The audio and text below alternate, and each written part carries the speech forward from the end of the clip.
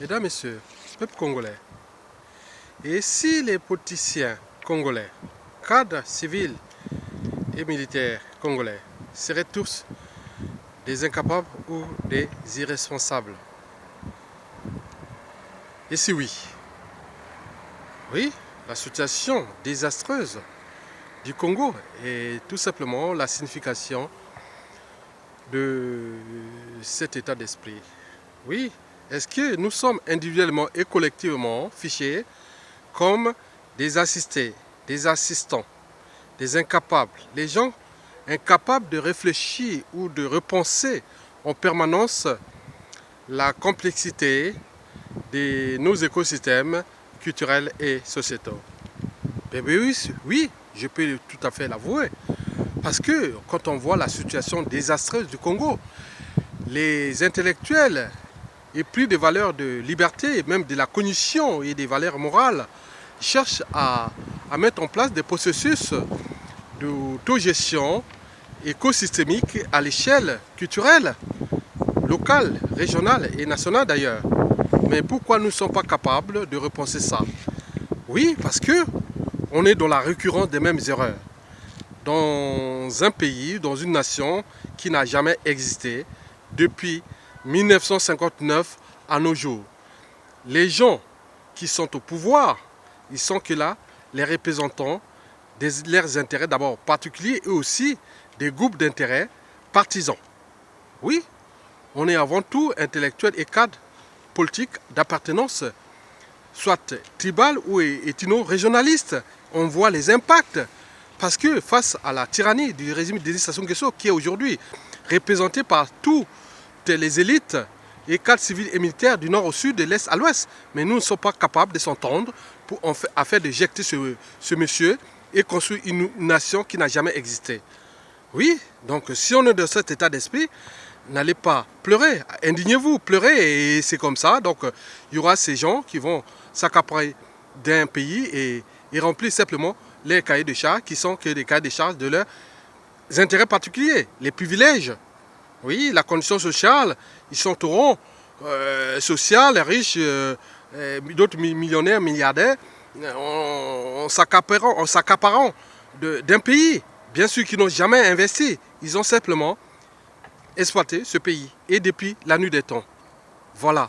Donc si on se dit que non, on n'est pas que des politiciens, des cadres civils et militaires incapables, à ce moment, on se dit pourquoi ne pas mettre en place l'idée d'un projet en commun, de vivre ensemble, en tenant compte de la diversité ou des diversités culturelles, c'est-à-dire à l'échelle tribale ou ethno-régionaliste.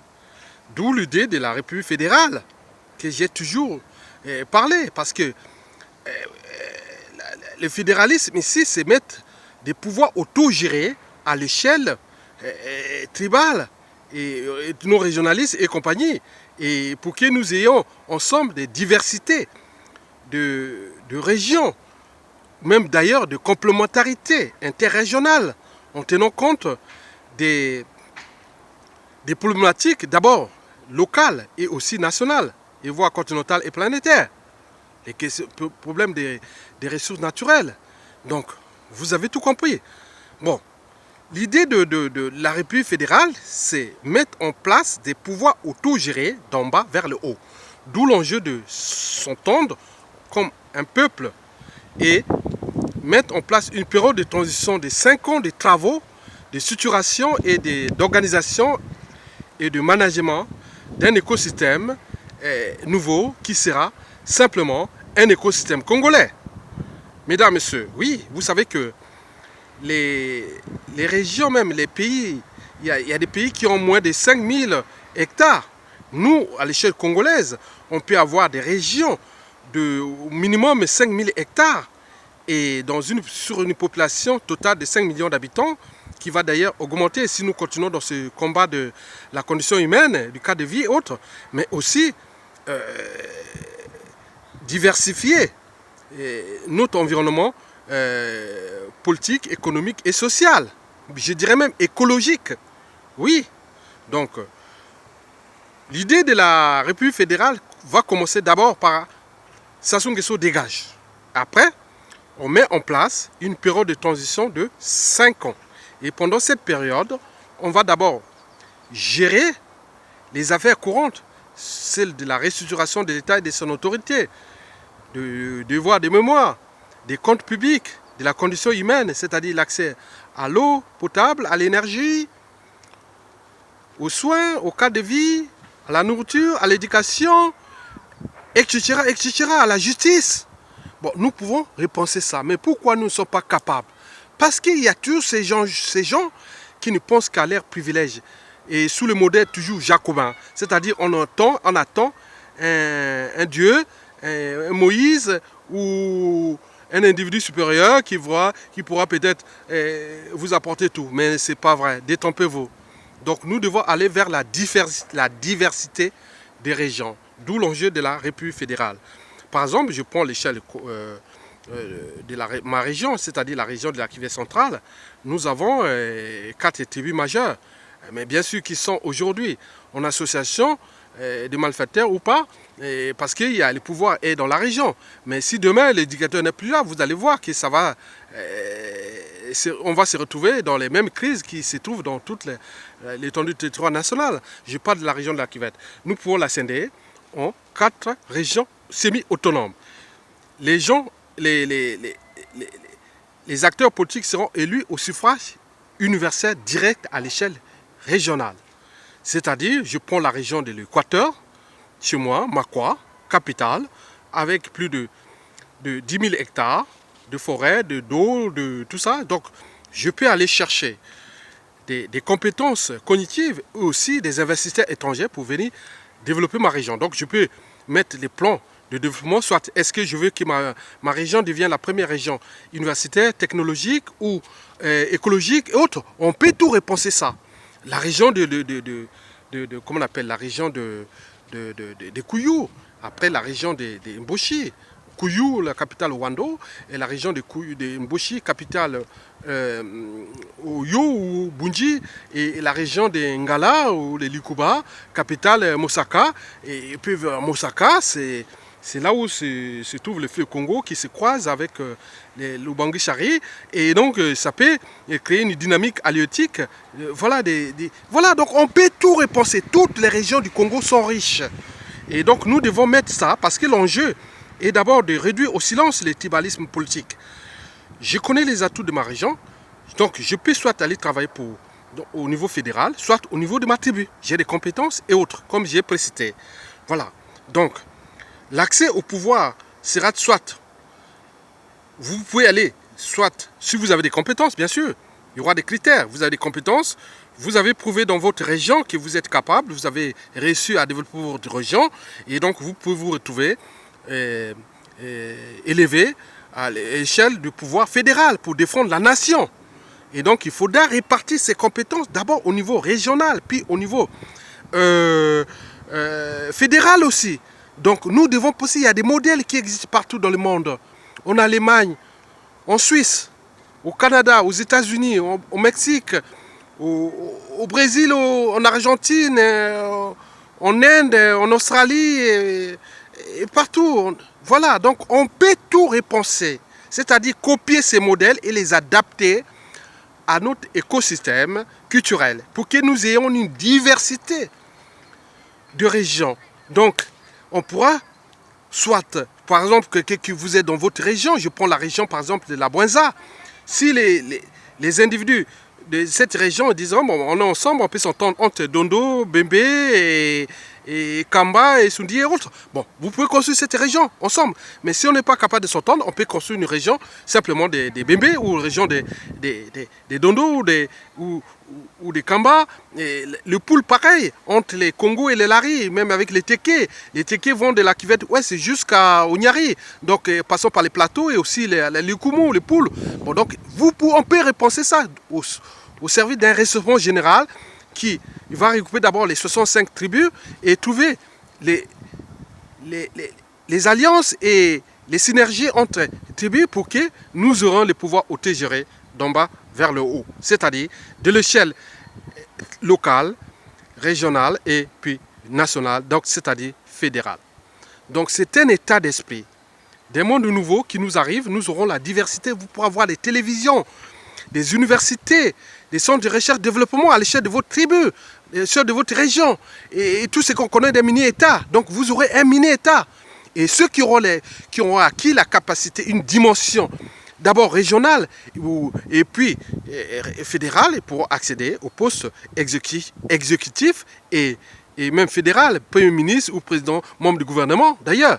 Donc voilà, fédéral. Donc il faudra que celui qui vient demain avoir un pouvoir au niveau fédéral, c'est quelqu'un qui a prouvé ses compétences, il a l'esprit de la responsabilité et aussi du devoir de l'intérêt général à l'échelle fédérale. Donc c'est des gens qui seront là pour équilibrer les territoires, c'est-à-dire la diversité des régions.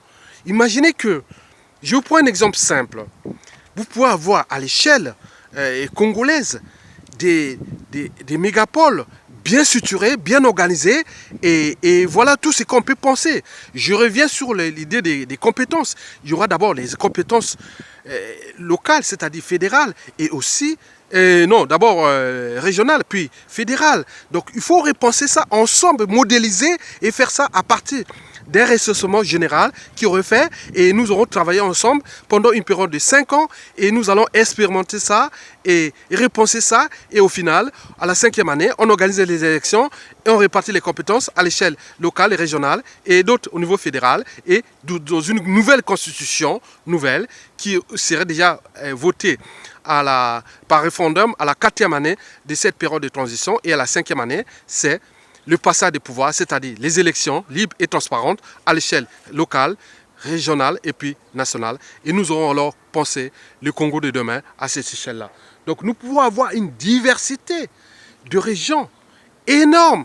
Vous pouvez, voilà, donc je vais aller chercher les compétences, qui soient blanc, noir, jaune, interracial ou tout ce qui concerne, je vais être là. Mais il y aura un cahier de charges commun, des feuilles de route communes qui sont là dans le sens du respect des règles de l'État. Donc il faudra d'abord repenser les institutions nouvelles, c'est-à-dire quelle est la part de l'État, c'est-à-dire le pouvoir fédéral, et aussi du pouvoir régional. Et si nous pouvons repenser ça, nous pourrons aller ensemble.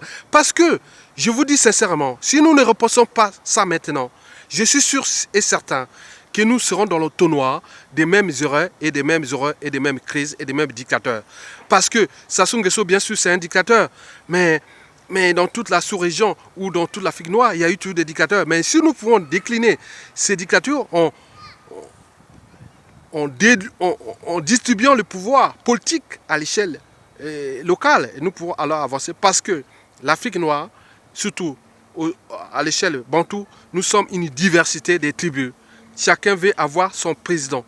Et donc, si vous pouvez avoir votre président, donc dans ces cas, vous aurez votre président de région qui sera un mini-État autonome. Et à côté, s'il réussit, il aura des critères institutionnels qui lui permettent d'accéder au poste suprême et même exécutif et autres. Donc, nous pouvons repenser ça, mesdames, messieurs.